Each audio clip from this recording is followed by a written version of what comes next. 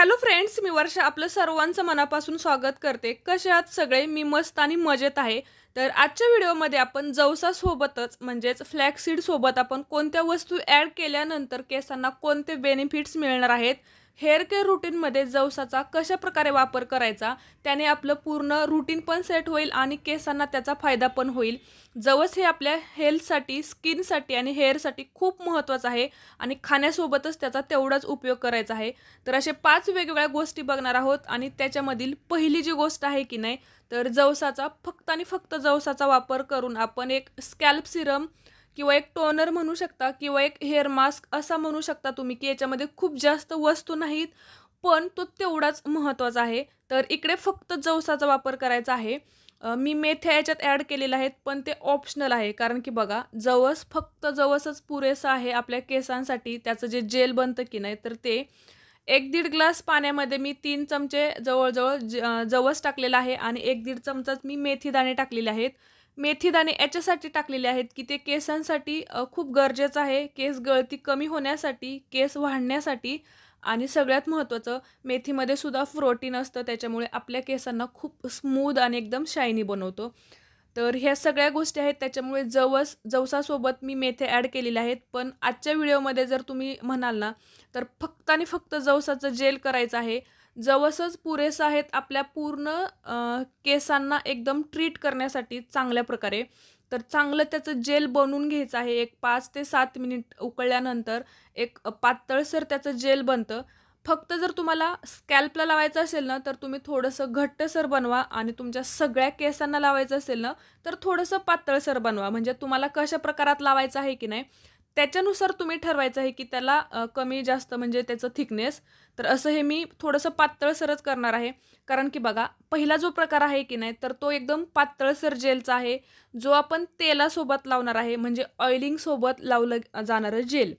याच्यातमध्ये बघा, तुम्ही कधी ऑइलिंग करू शकता किंवा कधी वेगवेगळे हेअर टोनर बनवू शकता आणि त्याच्यात तुम्हाला तेल टाकायचं आहे.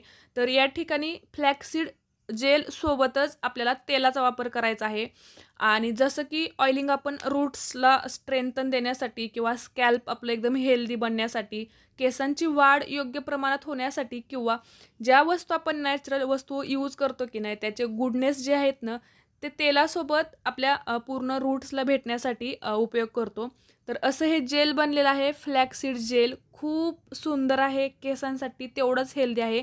याच्यामध्ये बघा, मी पॅराशूट जे कोकोनट ऑइल आहे की नाही, तर तेच टाकलेलं आहे. तुम्ही याच्यामध्ये आणखीन दुसऱ्या गोष्टी कुठल्या ॲड करू शकता, तर तुमच्याकडे जे तेल असेल म्हणजे तुम्ही DIY हर्बल तेल टाकू शकता, बदाम ऑइल टाकू शकता, कॅस्टर ऑइल टाकू शकता, ऑलिव्ह ऑइल टाकू शकता आणि सगळ्यात महत्त्वाचं जे तुम्ही हे डेलीला यूज करता की नाही, तर ते पॅराशूट ऑइलसुद्धा यूज करू शकता. तर असं छान मिक्स झाल्यानंतर तुम्ही ज्यावेळेस केस धुणार असाल की नाही, तर त्या दिवशी सकाळी 1-2 तासा अगोदर तुम्हाला हे स्कॅल्पपासून पूर्ण केसांना लावायचं आहे. चांगला मसाज करायचा आहे किंवा तुम्ही जर फक्त जवसाचं जेल बनवत असाल आणि ते एकदम पातळ कन्सिस्टन्सीचं जर असेल ना, तर तुम्ही रात्रीसुद्धा लावू शकता. फक्त एवढंच करायचं आहे की केस सुकल्यानंतरच केस बांधायचे आहेत, अगोदर बांधायचे नाहीत, जर तुम्ही रात्री लावत असाल. नाहीतर केस धुण्यापूर्वी फक्त 1 ते 2 तास तुम्ही लावू शकता. तर तो प्रकार होता ऑइलिंगसोबत आणि त्याने केस आपले वाढायला मदत होणार आहेत. यानंतर जवसाचा दुसरा आणि महत्त्वाचा प्रकार म्हणजे ॲज अ हेअर मास्क. याच्यामध्ये सुद्धा परत बघा, तसंच पाणी घेतलेलं आहे 1 ते 1.5 ग्लास, त्याच्यात 2-3 चमचे जवस टाकलेले आहेत. इकडे बघा, मेथ्या मी भिजवून टाकलेल्या आहेत. रात्रभर भिजल्यानंतर त्याचे गुडनेस जे आहेत की नाही, ते अजून चांगल्या प्रकारे बाहेर येतात आणि ते अजून हेल्दी बनतं.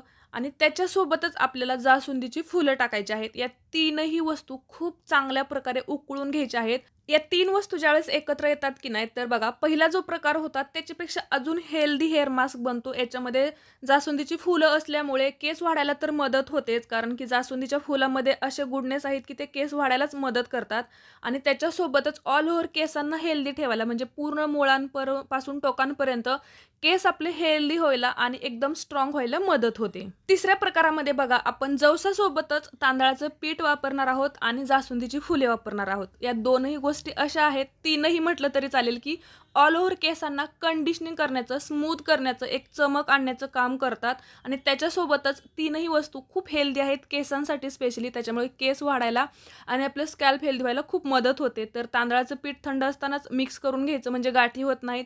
त्याच्यातच जवस टाकायचं आणि त्याच्यातच नंतर फुलंसुद्धा आपल्याला टाकायची आहेत. चांगलं त्याचं जेल करून घ्यायचं आणि जेल असं बनवायचं की ती एक क्रीम बनली पाहिजे या टेक्स्चरला ते न्यायचं आहे. तांदळाच्या पिठामुळे ते तसंच होतं. आता बघा तांदळाच्या पिठात प्रोटीन त्याच्यासोबतच एक स्टार्च असल्यामुळे केसांना एक चमक येते आणि केस खूप मऊ होतात.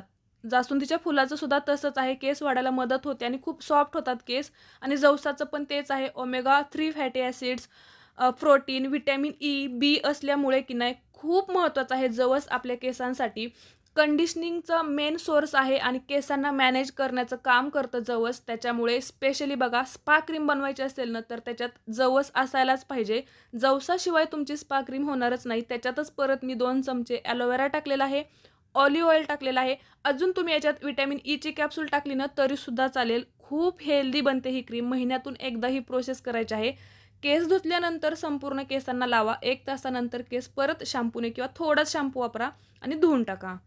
चौथ्या प्रकारामध्ये बघा जे आपण DIY तेल बनवतो, या सगळे व्हिडिओ डिटेलमध्ये आहेत सेपरेटसुद्धा. जे तेल बनवतं की नाही हर्बल तेल, याच्यामध्ये सुद्धा आपल्याला जवसाचं थोडंसं प्रमाण टाकायचं आहे, की जे स्टोअर होतं तेल त्याच्यामध्ये सुद्धा जवसाचे गुडनेस असायला पाहिजेत. आणि 5वा जो प्रकार आहे तो म्हणजे मेहंदी. आपण केसांना जी मेहंदी लावतो, महिन्यातून एकदा मी केसांना मेहंदी लावते आणि जे डिकॉक्शन रेडी करतो की नाही आपण मेहंदी बनवण्यासाठी, याच्यामध्ये मेथ्या, कलोंजी, कढीपत्ता या सगळ्या चहा पावडर या सगळ्या गोष्टींसोबतच 2 चमचे जवससुद्धा टाकायचं आहे. याने काय होतं, जवसाचे गुडनेससुद्धा जातात मेहंदीमध्ये. मेहंदी आपण जवळजवळ 3 तास केसांना ठेवतो, त्याच्यामुळे त्याचा चांगला फायदा होतो. सोबतच आपल्याला मेहंदी लावल्यामुळे जो ड्रायनेस येतो केसांना, थोडेसे कोरडे होतात की नाही केस, तर ते होत नाहीत. याच्यासाठी जवस थोडंसं ॲड करायचं आहे.